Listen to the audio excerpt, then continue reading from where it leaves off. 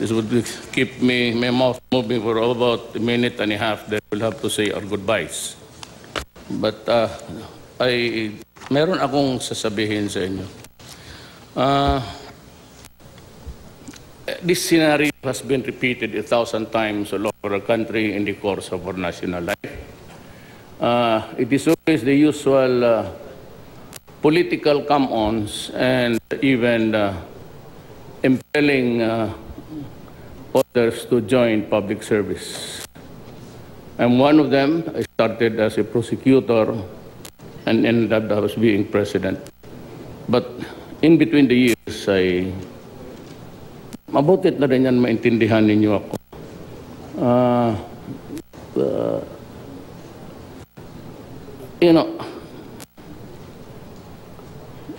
Ito pagtakbo kasi ng presidente, ayaw ko talaga. Unang-una, it's really medyo walang gana. Having been mayor for 23 years, congressman for 1 term, vice mayor to my daughter for 1 term, mukhang sawa na ako. And all the accolades and applause at this time to me does not really count. Tapos na ako dyan. Ang problema kasi ganito. This is a scene, even I remember, my father was governor, but when he was in between years also of his governorship, every time that he was egged to run because he wanted to retire. Kasi nga ang sweldo maliit masyado. And Mindanao was booming and the opportunities were there to grab. But ang akin naman, I remember, I was not vacillating actually. Hindi ako mainit na tumakbo. Yung mga tao ko, ang sige daldal. Pero ako, as I just said that, I am old, I'm 72 now, and I do not have the money. I do not even have money to spend for one day of campaigning. But somehow, itong mga politiko, itong mga well-meaning organizations and all of these things, sabay-sabay nila magpunta ng bahay. But I remember a particular group. I hope I don't offend somebody of that group is here. Balik sila ng balik sa Davao. Sabi nila, tumakbo ka kasi ang bayan natin hirap, there is so much graft and corruption, nobody's finding the store, nobody's manning the fort, and so on and so forth. Kaya ako naman sabi ko, una-una hindi ako interesado. I mean, nakita ko kasi, I have been under so many presidents. Corazon Aquino, Fidel Ramos, si Estrada, and si Ma'am Arroyo. And I served under Arroyo. Although Subrosa yung akin. I was just an advisor sa security matters, public order and safety, because I was also a member of that committee when I had a stint as a congressman. Yung yung importunings ng tao, tumakbo ka na, wala na dito. Graft and corruption. Narinig ko na yan noon sa tatay ko. I could almost guess the outcome of the behavior all of this. Alam mo, nung nanalo ako, I forbade the use of this plate number 6. That is not, that is an elitist practice which to differentiate from the other civilians and tayo. I've always stressed that we are just workers of government. I don't even call this a palace in my utterances. I just say it's my office. It's not a palace in a way. Huwag kayo dyan, kay mabigat yan, ilang taon na walang bigat pa naman yan. You hear the cracking, dive kayo banda rito kasi tagal na ito. I don't know, which being checked from time to time. But anyway, sabi nila, ikaw na lang, Rod. Ikaw talaga pag-asa ng bayan. And all corny things that you hear about. I really do not know if I was that strong or not. But it turned out that I was really... At that time, I never expected to win, frankly. Sabi ko, I could give them a good fight, maybe in Mindanao, but all other places, even in Cebu, ang rating, hindi nga umabot ng 2, 3-4. So, I just... Marami namang mga taga-Davao nagbigay, most of them, the early money, wala naman sa labas. At ako, prangkat ako sa inyo. If you ask me now, I'll tell you. Never accepted the money of the dito. Lahat na sila, the traditional guys na maririnig ninyo. Sabi ko, ayaw ko. Tuon lang ako sa Davao. So, shoestring budget, meager allowances for all. Nung nanalo ako, ito na, cabinet na, sinabi ko sa kanila, no, not for anything. Hindi naman ako nagpapakorni. If you really want, fine, but wag sa akin, gobyerno. First is that I told them to avoid, not even luxury, wag na yan. Any activity that would entail public spending. Bago magsakay kayo ng aeroplano, it might sometimes be upsetting to you for the first time to be riding in economy class. But if it's an office expense, doon kayo sa economy class. Huwag na dyan sa kasi nakakahiya eh. Lahat. And sabi ko, do not use your Mercedes-Benz. Kasi yung ibang cabinet members talagang mayaman yan. Ugadi, si billionaire. Si Dominguez, maraming kutsi, nagkukolekta ng kutsi. So huwag ninyong dalhin dito yan. Yung mga, yung ordinaryo, kung ano yung nadabibili ng ordinaryong tao, yun ang sakyan ninyo. O, yan lang ang hingi ko sa inyo. And do not display the trappings of power. Alam mo, everybody almost followed to a T. Problem is, may mga talagang di makanyang they cannot handle no power or they cannot handle the newfound glory. Kasi taga-gobyerno tayo, pasok talaga yung or somebody, you're close now with an authority na okay lang kung sisigaw ka dyan sa trabaho. If you just like another despot, sigaw ka ng sigaw dito at ginagamit mo yung resources sa opisina. Sometimes yung mga maglagay ng casual, iba gawing boy, tapos yung isa utilizing the people of the office for errands. There are, you cannot run your own errands, but huwag mong gamitin yung para sa ako, ayaw ko. Yung ilang beses ko na sinabi sa I do not want the PSG regarding my family.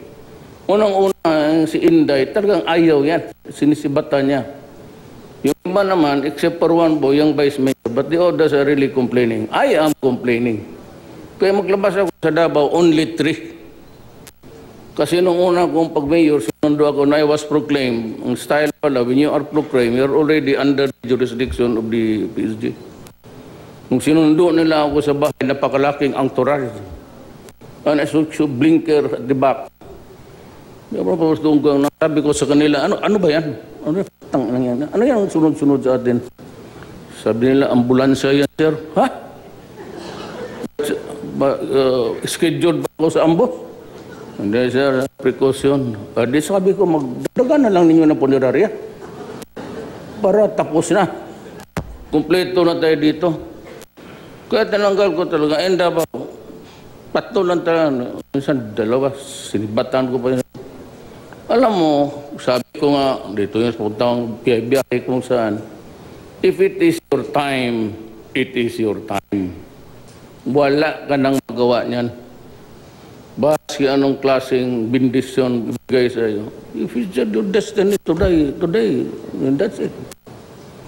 Ito ang isang I don't know if it was Mindanawans, there was really no purpose to it except to talk to the guys. Kasi mainit nga ako talaga sa droga. I've noticed that when he arrived, kanauna ako, about mga 10 uniformed policemen. Di, agad ang attention ko sa strings of security.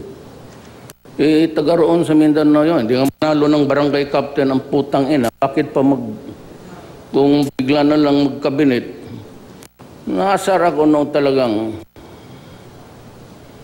pag-alis niya, yun nagsirina. All of my life, ang tatay ko, gobernador, hindi kami nga nakasakay ng kotse niya kailanman. We were never allowed even to touch the Chevrolet of the government's surrender. Tapos, here comes the deal. Magbili ka ng... Why would you buy a fire truck worth 18 millions sa Austria? What's the fucking... Kung spare parts, maghintay ka pa. Marami naman dyan, mili ka, Isuzu, Hino, mayroong supply, may inventory. Dito sa Pilipinas, may factory pa.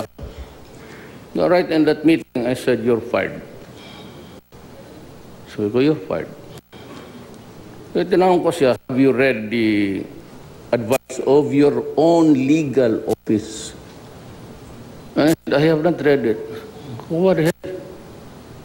Pero hindi alam nandaman yung memorandum sa harap ko. Sa telepon ng isang cabinet member, pinasa. Don't lie to me. Did you or did you not? Sabi niya, I did not. You are lying. Fired him. Please go out. You're fired. Yung ganun. Might be small things, but nakukurnihan ako sa Bisaya yan, nahihilasan. Tumitindig yung goosebumps. Kaarte naman itong putang inan to. Kalong sino. Wala naman tayo, or just, okay,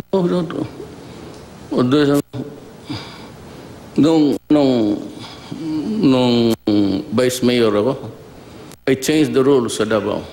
We never called your honorable first district councilor.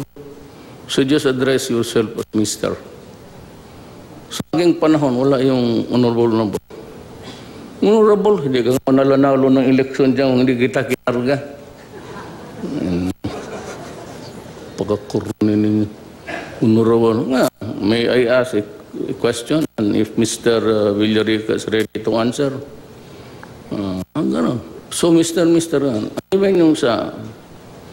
Kaya gago yung mga marami akong nakita mga judge. Isa rin bali ang mga... Maglagay ka doon sa office, pagpasok mo, honorable judge. Tapos pag yan, honorable. Magpirma ng memo, dear Mr. Signed, Honorable Rodrigo Duterte. Sabi ko, Mayor ako. Who told you to use the word honorable? Ako? Magpipirma ako, honorable. Ako ang magtawag ko sarili ko na honorable? Kung in-address ako, honorable Councilor Rodrigo Duterte, honorable, then signed. Pero nung ka na ikaw ang magtawag, the protocol of good taste.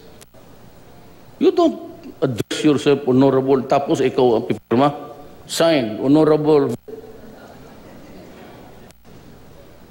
Bita mo, punerarya, lahat namatay. Talagang mga military. Lahat namatay. Padala ko ng bulaklak. Kung may makita ka ba, President?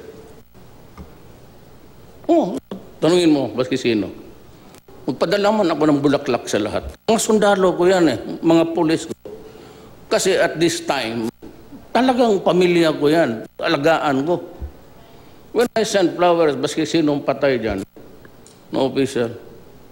Rodrigo Duterte lang yan. Rodrigo Roa Duterte. Hindi ako naglalagay ng president, gano'n. I do not do that.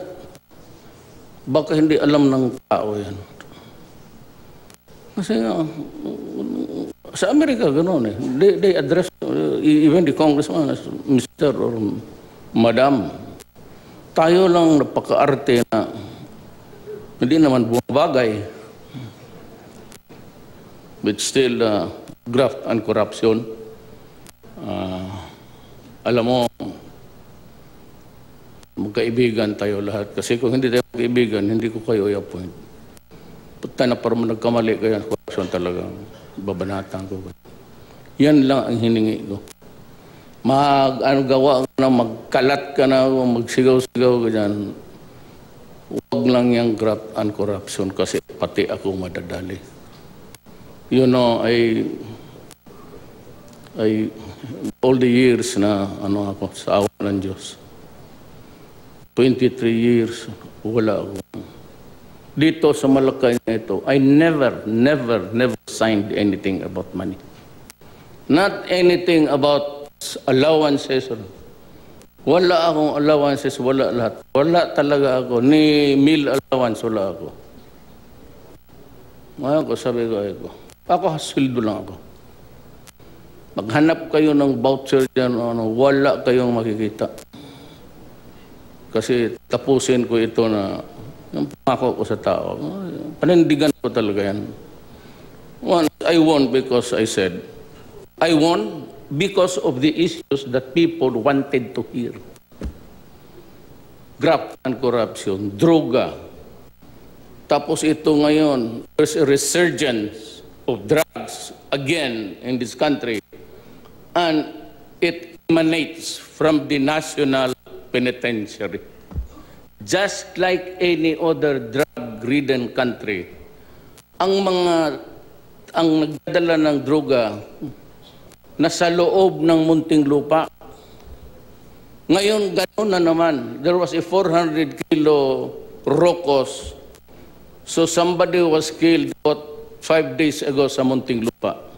The reason for it was outside operation of that particular transaction na nagkautsuhan na naman. Butit itong mga hindi naman, baka ko na naman ang because pagka-drugs, ang patay, akin. Basta yung nagdroga, namatay ng kidney failure o heart attack, akin yan. Di okay, walang problema. Kasaya ko lang. Now let me respond to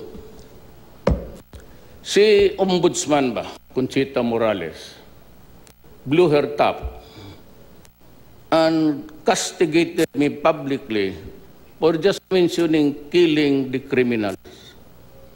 And in one publication, hindi ginamit yung correct statement. I never said kill people.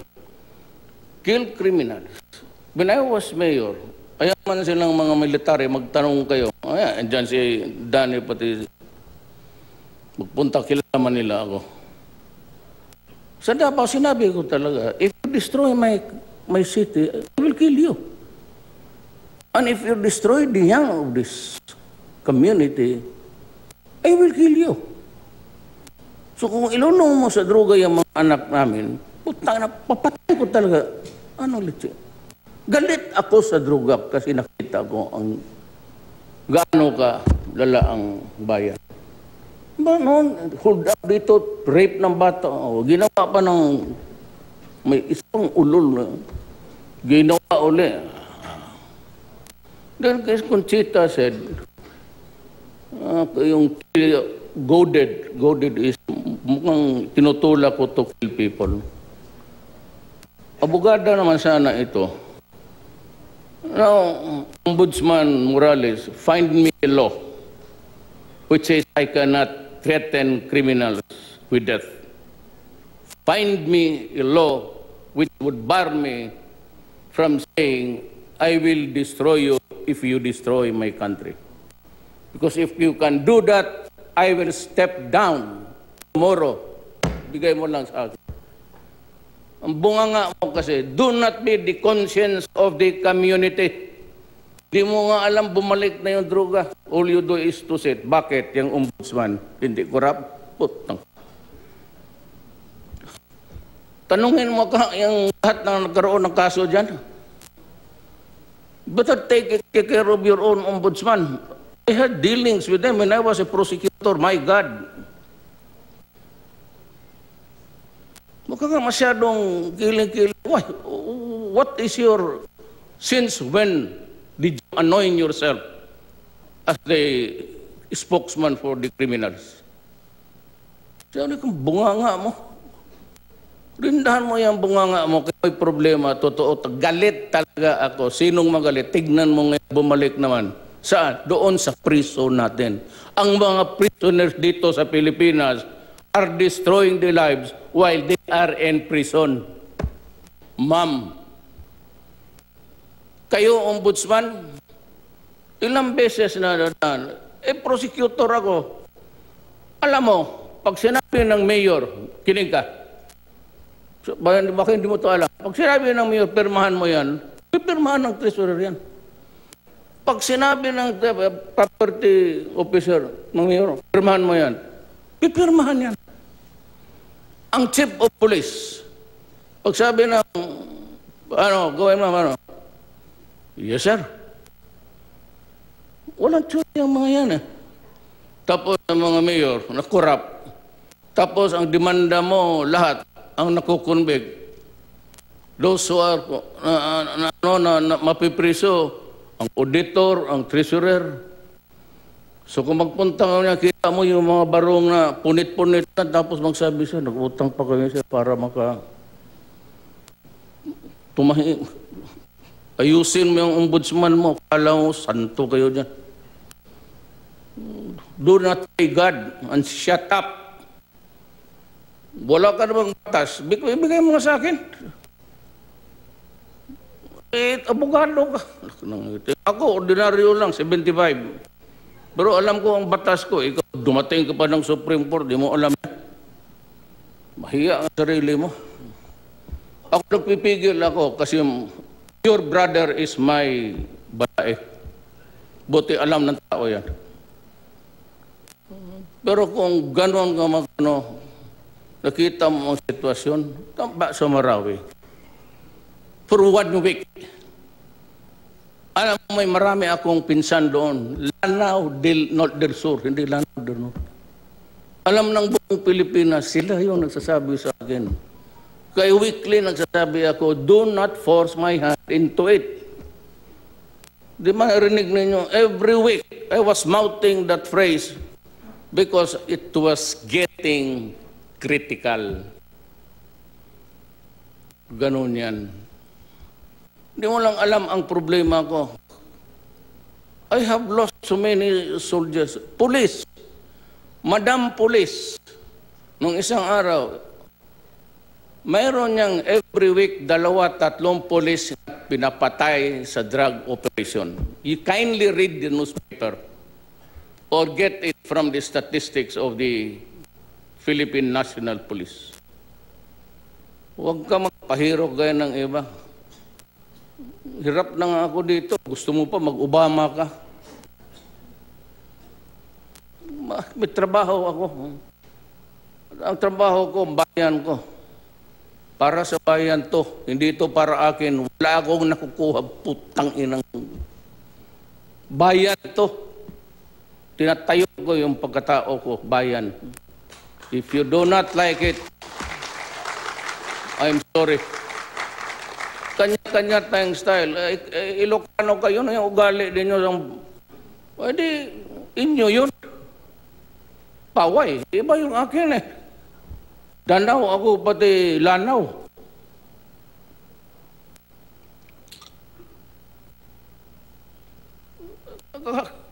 Akala mo ba, everyday nababasa ko yung brevier? my heart bleeds. You know why? I'm losing soldiers, ganun karami. Hindi naman namin in-expect na ganun talaga kalawak yung... And I declared martial law and sent the soldiers there to die. Tang-inang yan. Kaya ako galit sa duga. Hindi siya maote. When was the first time that you read his name in the newspaper? It was during the bypass operation because operating the biggest laboratory noong yung mayor sa... Forgot the place. Lanao. I went there. Hindi na lang pinakita yung ano. May isa pa ditong drug na isang NBI director, isa ka pa. Putang inabantay ko sa akin. Yung sa Catanduanes, sinisekreto lang ninyo, hindi nyo binabalita. Bilyon yun. Balik tayo dito. Pag ganun, wala talagang katapusan na ito. So I expect them to criticize me again. But I will not take it sitting down. Noon, sisikmura ako kasi presidente nga, you behave. So taguin mo yung pagkatao mo talaga. But if you do that, you bring the worst in me. Bring out the worst in me, actually. Baski sino, pinutang ina ko nga si Obama, kayo pa.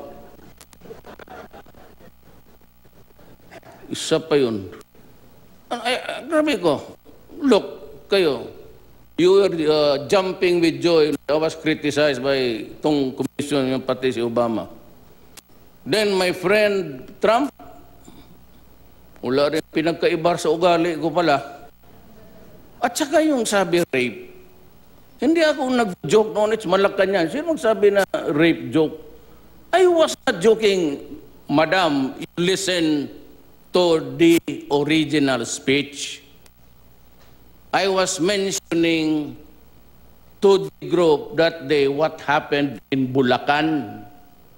Na pati yung isang taon na bata, pinakialaman pa, pinatay. And rape. Kaya sinabi ko, you know, even if you rape a 1-year-old or a Miss Universe, just the same you lose your balls and I'll kill you. What's wrong? Why do you say I'm threatening people? Ikaw lang siguro. Ikaw pag law-abiding ka, itong ating bayan ngayon, you are doing things all right. I am the least of your worry. Pero kung may mga lalo na sa mga mahirap, kasi disadvantaged, that's the word for them, and it is so very appropriate. Itong mga may-ari ng newspaper, kala mo sino, kung mag-editorialize sa amin yung mga taga-gobyerno, magnanakaw ka, ganun leche ka. Kayo, you have hostage a government property for so long a time and collected the rentals there. That is swindling. Magtanong ka ng abogado. It has reverted back to government when the lease ended. So any amount that you collect dyan sa properties na yan should be surrendered to the government, to the national treasurer, because that is public money. So ilang taon na, mabot ng billions. Itong inquirer ngayon, paano mo ako? How can you criticize me for what? Corruption? Pera? Bet your piso lang kayo. Piyo, may makita ka na may ninakaw ako dito di kutsara. Pero kayo kung magsalita, mag-editorial, kayo pala yung magnanakaw eh. Yung ABS, ganun rin.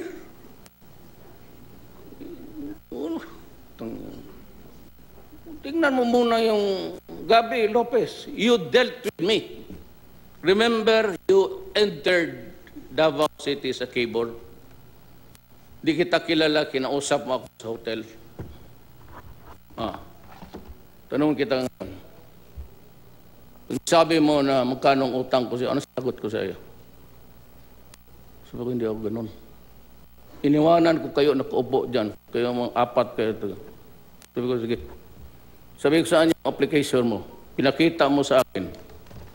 Sabi niya, ito, isasubmit na namin. Clearance mo lang para, kasi kaibigan mo rin yung mga may-ari. Tangina ko yan. Pirmahan ko. Tangina. Tapos ko magsalita kayo. Tanggap na yung 2 million ko. Tapos hindi ninyo pinalabas yung what's the fucking... Sinong hindi magalit niyan? Mahina nga ako noon. Hindi ko pa naman alam what was the real score. Tanggapin niyo yung mga pera namin. Ako, si Alan, si Cheese. You didn't even bother to explain na program namin niya. You know what this...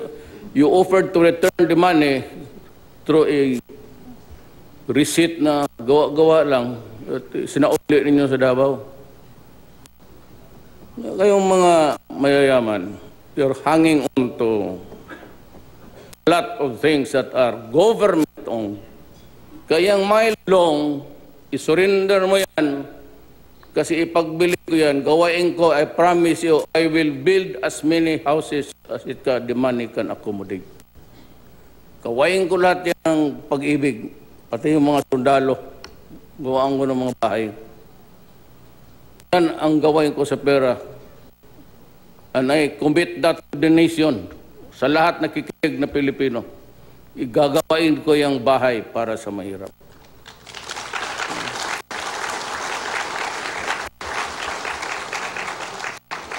Ako, mahirap, mayaman, huwag ka na magtanong. Don't bother. Wala mangyari. Pagsabi ako mahirap kayo, hindi ka man maniwala. Magsabi mayaman ako, sabihin ko din mo, ninakaw ko. Para tayong gago nito. Bakit? Kayo, you are enjoying the fat of the land, of the people's sweat. Tsaka yung mga bayad kayo ng taxes, anak ng waiting, bayad kayo. Kaya ako nagabayad ng kami at source. Kayo, wala na kayo at source. Bigay ng sweldo mo, tanggal na yan. So, gusto ko lang magklaro dito sa Pilipino. Sabihin niyo, bastos ako. Bastos ako mo sila. Totoo. Hindi ako pang-presidente. Hindi. Don't bother. I do not say it. I just a government worker. Pero wag ninyo akong sabayan ng mga kalukuhan ninyo. You go dead to kill people. Alam naman ng buong bayan, alam mga ng bata ang tinitira ko yung mga kayo mag-negosyo kayo dyan sa ABS ng Cebu. Ubos kayo lahat, tignan nyo. Para lumabas talaga ang totoo. Huwag ito taguin. I said, ginagawa ko ito para sa bayan ko. You know, sa dormitoryo namin, meron doon, and it says, expect to pass through this world but once. Any good effort that I can do, pati na kayong putang inong doon, or any kindness that I can show to any fellow creature, let me do it now. Let me not defer or neglect it, or I shall not pass this way again. Yan ang ano ko. Kaya if I can do something evil because you're doing evil, yan ang mahirap sa itong mga kriminal. Akala nila sila lang ang marunong, sila lang yung evil mind. Putang ina, I can match your insanity also. If you can, kaya pagsabi punta ka doon, why are you here? I came here to die. Kasi sila pumunta doon, gusto mamatay. Di sige. Ako, I read every day. I just read it, the Ecclesiastes 3. You go to a place to die, Ecclesiastes 6. There is always a time to be born and a time to die. Sabi ko, any day is a good day to die. Wala man tayong problema. So, kung we deal with life and death, the moral side of everything, and those who cannot do it because hindi ninyo kaya. Ako, ang oath of office ko, pati ninyo, ganito yan. Mataas yung binasa ninyo.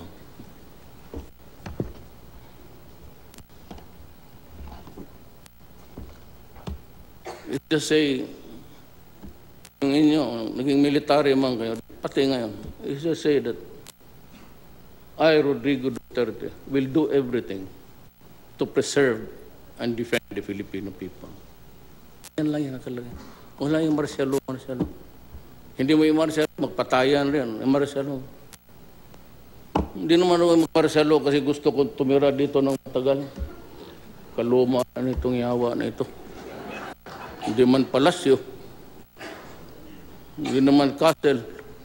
Wala ako dyan. Wala akong sa... I can go anytime. Sabi nga sa military, you want to mount a kudita?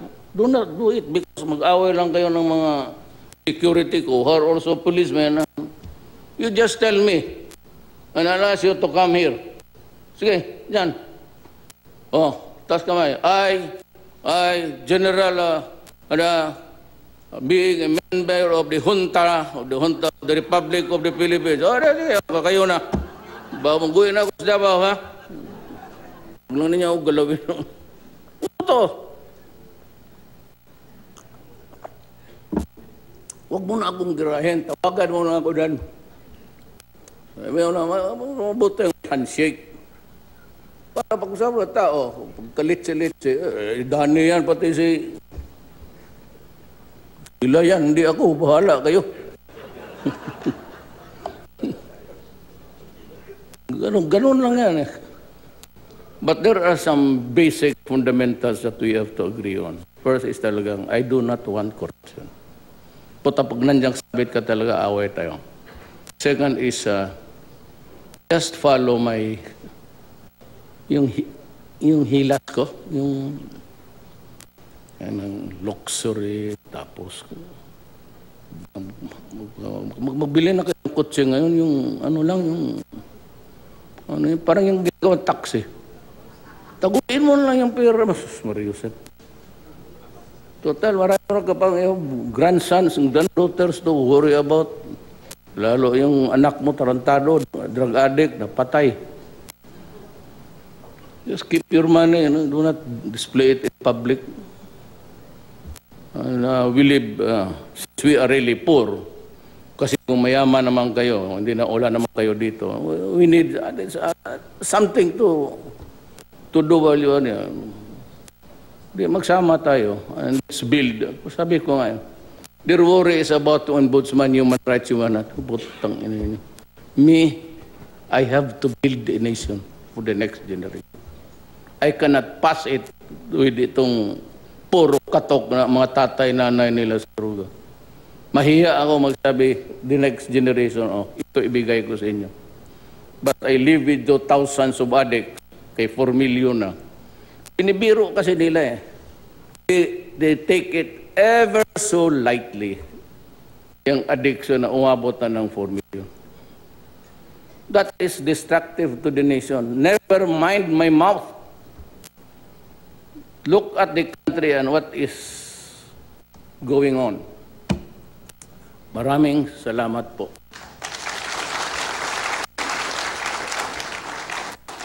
At yan po ang naging talumpati ni Pangulong Duterte sa mass oath-taking ng mga bagong talagang opisyal ng gobyerno at iba pang organisasyon sa Malacanang. Pinayuhan niya lalo na ang mga government appointee na maging tapat sa tungkulin, iwaksi ang katiwalian at huwag mahumaling sa kapangyarihan dahil sa hulit-huli ay nagsisilbi sila sa publiko. Tinalakay rin ng Pangulo ang pagbabalik ng kalakalan ng ilegal na droga sa bilibid. Pinanarin niya si Ombudsman Conchita Carpio Morales nang batikusin daw siya nito kaugnay ng pagbabanta niya laban sa mga kriminal. Hinamon pa ng Pangulo si Morales na ilahad kung may batas na nagbabawal sa kanya na bantaan ang mga kriminal at kung mayroon daw batas na ganito, handa raw siyang bumaba sa pwesto. Iginit din ng Pangulo na nangako siyang poproteksyonan ang mga Pilipino. At yan po ang ating live coverage. Tutok lang dito sa GMA News TV para oras-oras. Alam mo, Ako po si Lala Roque. Magandang hapon.